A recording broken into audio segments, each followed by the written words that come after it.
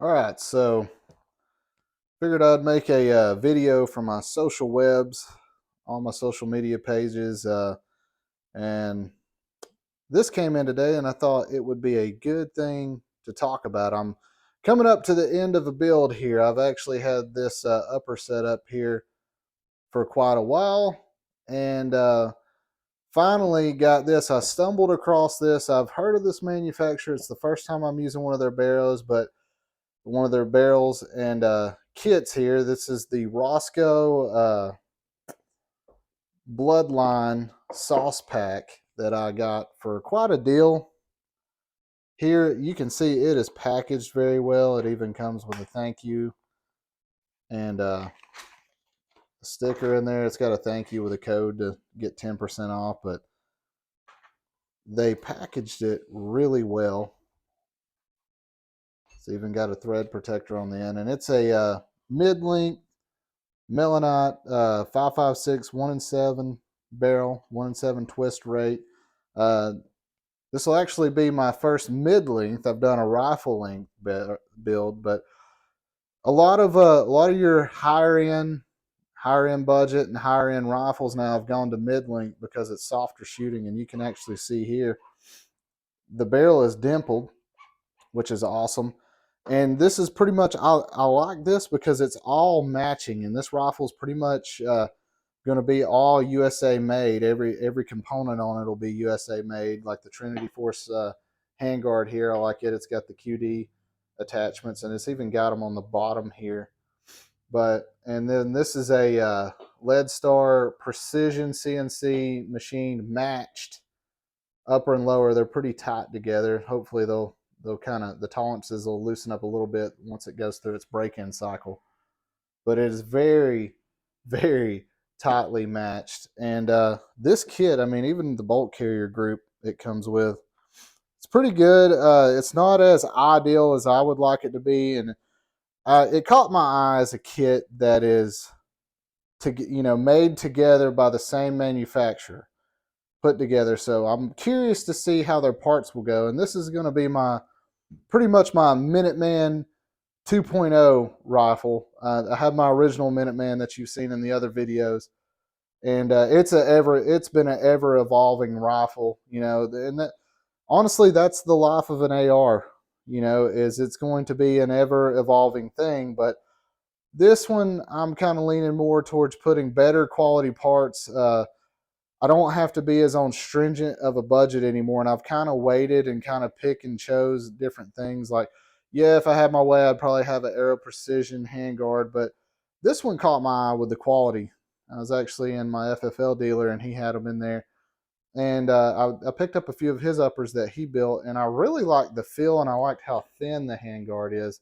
And we'll go over way more of this whenever I start the building process. I've got to get another lower kit because that lower kit actually went on my other Minuteman rifle. I bought that lower kit like a year ago, and the Minuteman, I'll just call it 1.0, used to be a polymer lower. It was the first gun I built in like 10 years ago, the first AR I ever built, and it's been a very reliable rifle. But I wanted to get away from the polymer lower, and so I had that parts kit, and I keep a few lowers laying around, and I threw that lower together with this one's parts kit. So I'll be getting another one and setting it up pretty much the same way. Going with PSA's EPT enhanced polish trigger. I like it. I like to keep it as close to a mil spec trigger in case things happen.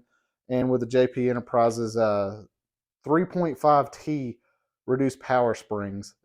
It makes a phenomenal trigger. It's probably close to as good as you can get without going to a drop in.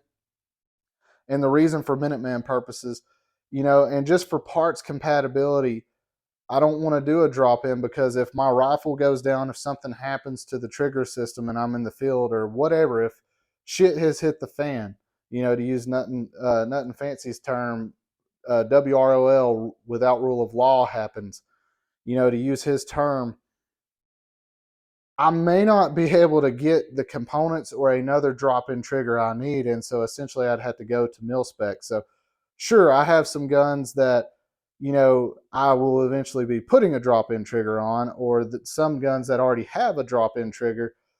from Rise or whoever. But these rifles that I'm going to deem duty grade, that are going to be my go-to, like if something's going on, that's going to be the one I grab, not the one I pull out to impress buddies or whatever. But it's like I'm grabbing this and we're going to go and do our work with it. And so that's why I'm wanting to build something that's stable, that is not going to have a crazy awesome drop-in trigger, because I want part sustainability here. I want, if this gun goes down, I can grab another part off the shelf. It's cheap enough for me to restock. It's not economical, to stock a couple $150, $200 drop-in triggers. You can stock mil spec parts. You can buy them in bulk, and for 30, 40 bucks, you can have a nice quality mil spec polished trigger that you can keep on your shelf, whereas you're not paying, close to 200 bucks. But either way, I kind of got off on a tangent there, but thought I'd upload a good video for you guys and give you guys a little bit of insight of what I'm going through now. I'm looking to get into the range soon, but from my just initial look, see, this is an awesome kit. Roscoe's sauce packs. They come with a barrel. The purebred is stainless. Being that this gun's going to be doing some work, I'm not aiming as much for precision, but I'm kind of curious to see where it'll go. And these come with your gas block. Like I said, it's already dimpled. You can see here it's already dimpled for this gas block. It comes with a melanite gas tube mid-length, and then it comes with your bolt carrier group. So it's got all these components here that they've handpicked for this kit, that they carry. That I'm sure they probably manufacture them as well, because all the manufacturing locations were the same. So it's kind of cool to have a match set going into a matched upper with a match system going in here. And I think that'll really help with the way the rifle works, the accuracy and the reliability of the rifle. So hopefully within a week or two, we'll be breaking this in at the range, and I'm going to be having some range videos come up soon talking about other guns. I've got plenty of things to do content on. My issue right now is just the time, finding the time. I'm a busy dude. I live a pretty busy life, but I really want to do this. I want to share knowledge, not that I know it all, because I'm just like, I run a podcast that's not your average citizen, and that's what I am. I'm a citizen. I'm not no military background, no LEO. I'm learning this just like you are. I want to do a video and show you that I'm an average guy like you, and if I can do this, you can do it. Some fool idiot like me can do all this, can build cool shit on a budget that will do everything a Daniel Defense will do, or do everything an Aero, high-end Aero Precision or a POF, any of them will do, and you don't have to pay, $1,500-$1,600, that you can get a solid rifle, for sub $1,000. Yeah, the PSA Saber is awesome, but some of us kind of have to incrementally do it. Sometimes we just have to buy our receiver set, then we have to buy our handguard, then we buy our barrel kit, then we buy that and we put them together. But if you're like me, if you're a gearhead like I am, I find joy in putting these things together. The payoff is so much more rewarding than saving up $1,000, waiting a week for your gun to come in and going to the range and shooting it, and then it going into the safe. Like, the joy for me is putting this together. Hey, if it has some malfunctions, I get to learn. Just to use from Jocko's terminology, I get to learn something about it. That's how I've learned about ARs. I've not had anybody teach me. It's like, oh, I built this one and it wasn't functioning right. Why is that? And that's what I encourage. That's why I did the breakdown that I'll post somewhere in the link here about a Minuteman Rifle. Putting it together and finding quality parts.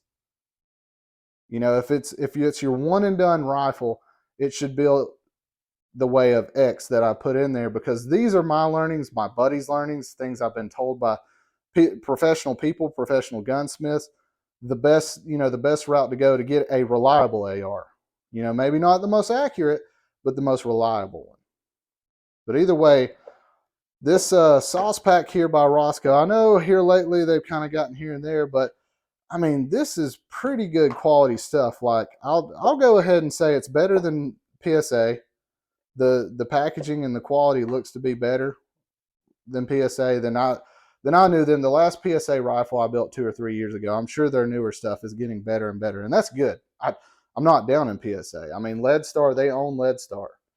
So, I mean, this got a little PSA blood to it. But either way, I want to see what y'all are building. Tag me in your builds. Let me know.